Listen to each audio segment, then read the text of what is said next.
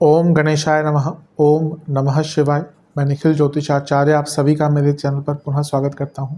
आशा करता हूं कि आप सभी स्वस्थ होंगे। महादेव की कृपा आप सभी पर सदैव बनी रहे। ये वीडियो कर्क यानी कि कैंसर के लिए बहुत विशेष है, क्योंकि वीडियो है आने वाले सप्ताह यानी कि 19 से 25 मई 2025 के साप्ताहिक राशिफल के बारे में। कैसा रहेगा आने वाला सप्ताह कर्क के लिए। जो मेरा साप्ताहिक राशिफल होता है वो प्रमुखतः चंद्रमा और उनकी गति पर आधारित होता है।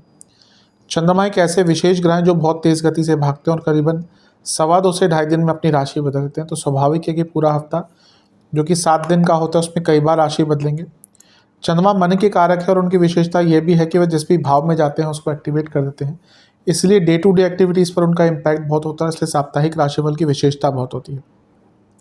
क्या प्रभाव रहेगा आने वाले सप्ताह में चंद्रमा का और बाकी ग्रहों का हमारे ऊपर, इन सब चीज़ों को समझने के लिए साप्ताहिक राशिफल अति विशेष होता है।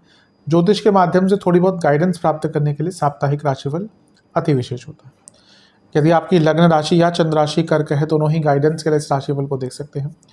जहाँ से आपको ज़्यादा सूट करता है, रिलेट करता है, वहाँ से इसको ऑब्जर्व कीजिए। व्यक्तिगत तौर पे मेरा मानना है लग्न राशि से देखेंगे तो अच्छा है।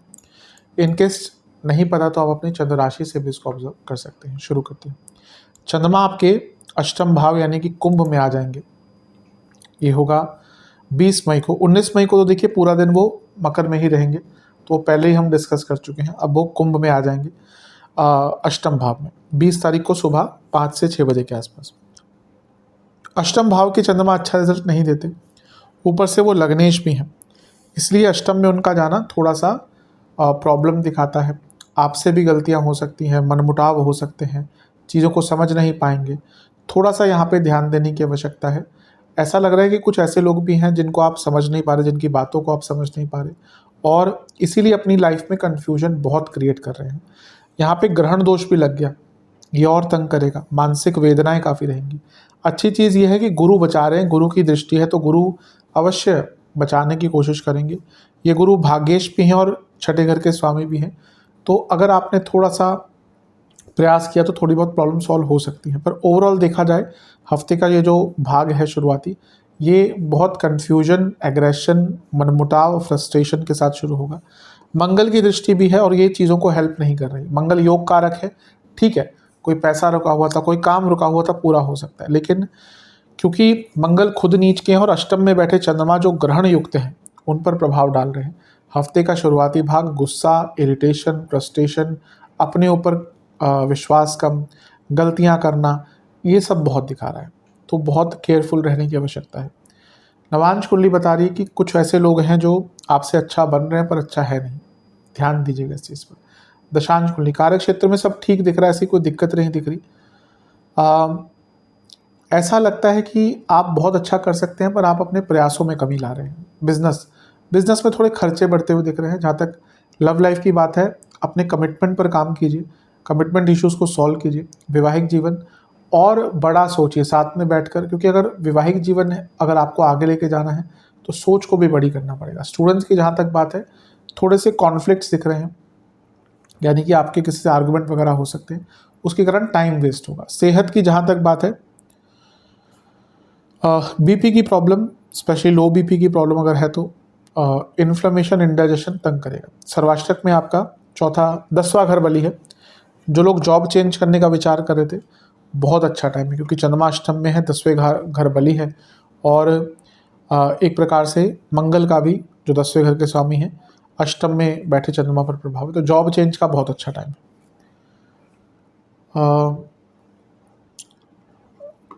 22 तारीख दिन के 1 बजे के आसपास चंद्रमा राशि बदल के आपके नवम भाव यानी कि मीन में आ जाएंगे, और 24 मई दिन के 2 बजे तक यहीं पर रहेंगे। चंद्रमा का नवम भाव में आना अच्छा ही माना है। लग्नेश है, उनका नवम भाव में आना अपने आप में शुभता ही का प्रतीक है।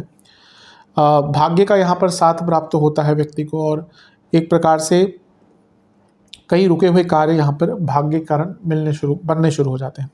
यहाँ पे उच्च के शुक्र के साथ भी हैं जो लाभेश हैं, कर्मे चौथे घर के स्वामी हैं, यानी कि प्रॉपर्टी का लाभ मिलेगा, एसेट्स का लाभ मिलेगा। कोई प्रॉपर्टी खरीदना चाहते हैं, बड़े धन की प्राप्ति दिख रही है, ऐशो आराम दिख रहा है, लग्जरीज दिख रही है। और यहाँ पे शनि भी है जो सप्तमेश, यानी कि बिजनेस में लाभ मिलेगा।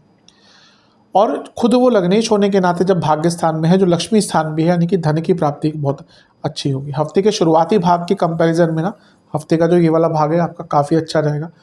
बस एक ही प्रॉब्लम है यहाँ पर कि विष दोष भी बन गया, तो इससे क्या होता है ना कि बॉसेस से थोड़े आर्गुमेंट्स हो सकते हैं, बड़ों से आर्गुमेंट्स हो सकते हैं, तो उसको अवॉइड कीजिएगा। और अच्छी एक और चीज़ है, गुरु से केंद्र में है तो ये गजकेसरी योग भी बने, तो हफ्ते का ये भाग बहुत अच्छा है। अचानक से कई काम बनने शुरू हो जाएंगे, अचानक से कोई अच्छी न्यूज़ आ सकती है, धार्मिक स्थल पर जाने का मौका हो, धार्मिक जगहों पर जाने का मौका हो, इन सब में अच्छा लाभ आपको प्राप्त होगा। बस ये विष दोष के कारण थोड़ा अपनी वाणी पर कंट्रोल कीजिएगा, अपने लहजे पर कंट्रोल कीजिएगा, बहुत अच्छा समय है। अदरवाइज तो नवांश कुंडली खुद कंफर्म करिए, भाग्य का साथ कुछ सक्सेस आपको प्राप्त होती हुई दिख रही है। दशांश कुंडली कार्य क्षेत्र में और सीखिए, सीखने की आवश्यकता है। बिजनेस की जहाँ तक बात है ठीक है, ऐसा कोई दिक्कत नहीं दिख रही, लेकिन आपको थोड़ा अपने खर्चों पर ध्यान देना पड़ेगा। लव लाइफ के हिसाब से शांत रहिएगा, जितना शांत रहेंगे उतना टाइम अच्छा जाएगा। वैवाहिक जीवन आपको और भी बेटर करना है, आपको और भी चीज़ों को सुधारना है अपने दोनों के बीच में, और समझना है एक दूसरे को, उसके लिए टाइम अच्छा है। स्टूडेंट्स थोड़ा सा पॉजिटिव सोच रखिए, अभी लगता है कि बहुत नेगेटिव सोच हो जाती है और उसका प्रभाव आपके ऊपर नेगेटिव ही पड़ता है। सेहत के हिसाब से बीपी की प्रॉब्लम, डायबिटीज़ अगर है, गले के रोग और नसों के रोग। सर्वाष्टक में आपका सप्तम भाव बली है, जो लोग बिजनेस करते हैं उनको अपने पूरे स्ट्रक्चर में थोड़ा बदलाव लाना पड़ेगा।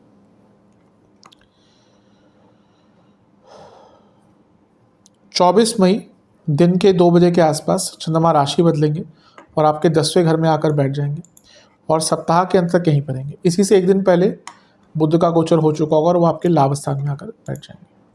चंद्रमा का 10वें घर में आना एक प्रकार से अच्छा ही माना जाता है। लग्नेश है तो लग्नेश का 10वें घर में आना और भी अच्छा है। पद प्रतिष्ठा, रिकॉग्निशन, कुछ नाम बनना, करियर में सफलता, सबके लिए बहुत अच्छा है। वैसे भी करियर को छोड़े भी तो यहाँ पे कार्यशील रहेंगे, काम आपके पूरे होंगे, कॉन्फिडेंट रहेंगे, एक्टिव रहेंगे, ये समय आपका बहुत अच्छा है। चौथे घर को देखेंगे, फैमिली के साथ टाइम अच्छा बिता पाएंगे, प्रॉपर्टी खरीदने के लिए बहुत अच्छा योग है।